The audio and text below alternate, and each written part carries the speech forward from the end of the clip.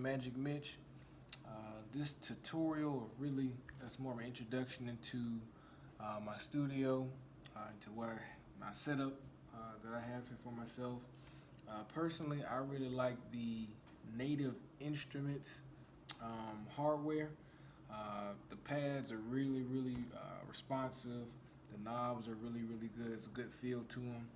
Same thing with the MIDI keyboard. I got the complete keyboard you can get on Amazon for I don't know 130 bucks, something like that. But it is definitely worth the money.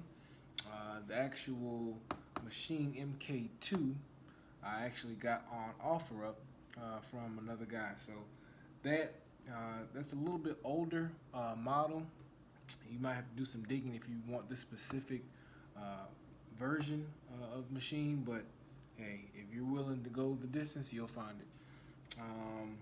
Basically, on your first setup, you have on the transport pad in the bottom left sector, you've got your play slash metronome, you got your count in, record, erase, shift, restart, step back, step forward. You can kind of grid out your whole thing. I don't really use the grid button too much.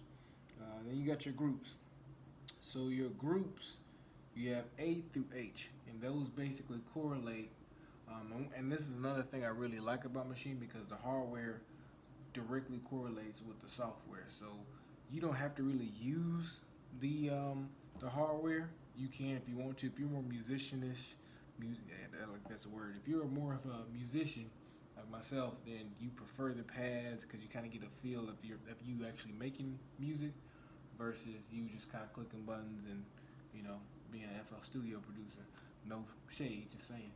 But yeah, so you have your groups A through H, which correlate to your software on your screen there. So you can kind of click down, and it change different colors so you can see what you're working with there. You can also label these too. So if you just kind of double click it, you can say, all right, these are kicks, or these are snares, or these are synths, whatever the case may be. Other than that, you have the world famous note repeat. I use that a lot. Trust me, you will too. And like I said, everything kind of just flows naturally with between the hardware and the software. On your left side, you have your master section, which includes note repeat, of course, your overall volume, your swing, and your tempo. And then on your complete Maschine keyboard or MIDI keyboard, you have an octave button, also with fixed velocity, then an octave key mode button. Those I kind of mess with in case I'm just kind of stuck on a beat, something like that. But this one actually has, I think, 32 keys, which for me is fine. I'm not exactly a pianist by any means, but it gets the job done. It really lets me extend notes and beats and kind of explore different ways I probably wouldn't have went through before. So something you definitely want to check out. Looking at the software, basically, like I said, Maschine hardware and software coincide with each other. So on your left side, you have your effects, sounds, your whole playlist of all your samples, everything's over here. So right now I have it on disk, which means that all of the supplied samples, drum kits, everything is coming from what I've downloaded from the internet. But if you are, especially if you're just starting out, Maschine always kind of lets you have like I guess you could say a starter up package, if you will.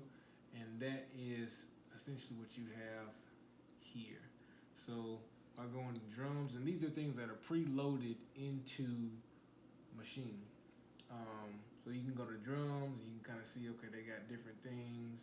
And of course, you can load them on, and I'll show you that there in a minute. But you have your drums, then you have your claps. You have clap 808, 808X, 909, clap 909X, all that kind of stuff.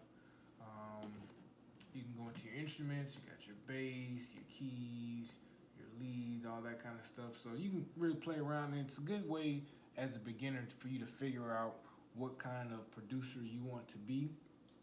I would highly recommend starting off trying to make your own samples and trying to make your own drum kits from this, because you'll really learn the ins and outs of the actual hardware and software, which will make you so much smoother and faster when you start finding samples and downloading drum kits, things like that.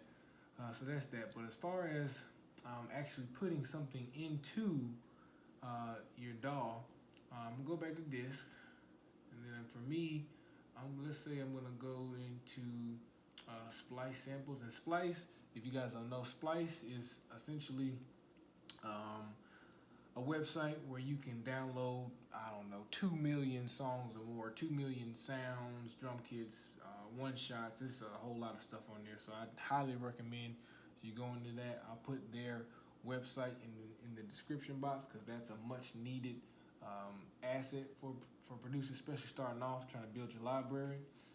But let's say I'm going to start with, I don't know, Flute Stacks 30 Wings. So I might click that right there, and then I'll go to Group C, or excuse me, Group B, and I'll just double click it, and boom, now it's in Group B.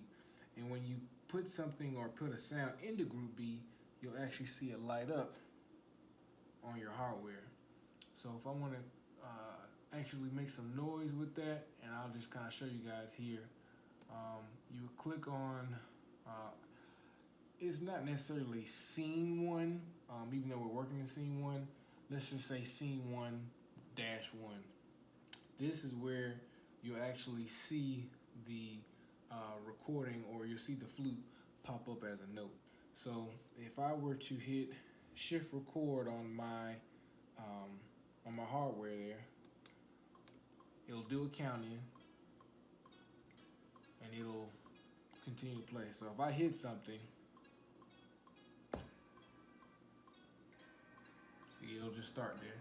And you can always adjust this, and it'll just keep going.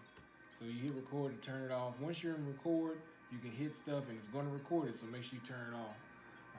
But that's kind of that. And again, you can just kind of keep going with that. Another cool thing that I really like about Maschine is that, like I said, the hardware directly correlates with the software. So if I go hit pattern on my hardware and change the bar length, I can, if you see it there, now instead of having just one bar, now if I keep going, now I have 4. And this is how you quickly continue with a loop here. So I'll take my pattern, change it back down to 1.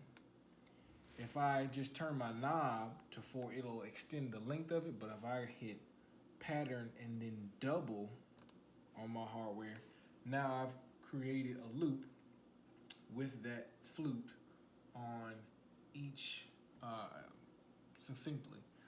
So that's kind of how that works. So that's pretty much it for today, guys. I'll keep them coming with the videos. The next video I'll have up shortly for you guys, and I appreciate you guys watching. Magic Mitch out.